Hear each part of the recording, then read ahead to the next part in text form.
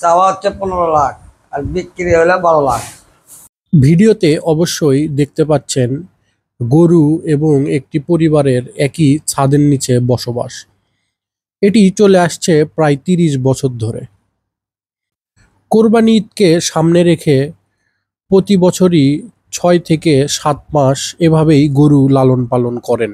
গরুটা আমি অনেক দিন হলে পালি, ওই 10, 20, 30 বছর ইনকে হবি। ওই 3-4টা গরু পালে আপনি এটা করে আমাদের জীবন কাটে। ওই যা কিনে তার থেকে অনেক তুলে পেতলে লাভ হয় আমাদের। প্রতি বছর কুরবানি ঈদে বগুড়ার ফুলবাড়ি মধ্যপাড়ার স্বপন প্রামাণিক গরু লালন পালন করে কুরবানি ঈদে বিক্রি করেন। কুরবানি বন্ধ পাইলে আপনার 6-7 মাস আগে গরু কিনে আপনার 7-8 মাস পাইলে আপনি কুরবানির টাইমে বিক্রি করি, বেঁচে ওকিতে আমাদের আপনার সংসারটা চলে। আর এভাবেই প্রায় 30 বছর ধরে তিনি এই গরু লালন পালন করে সংসার চালিয়ে আসছেন।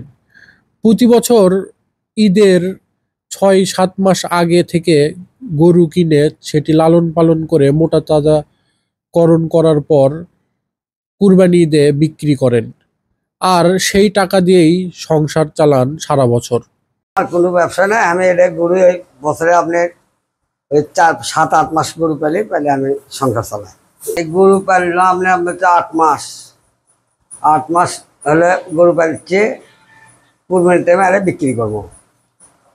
গরু কিনা আছে আপনার 5 লাখ টাকা জোড়া, আর ও গরু কিনা আছে আপনার 2,80,000 কিনা, ওই পশেরটা।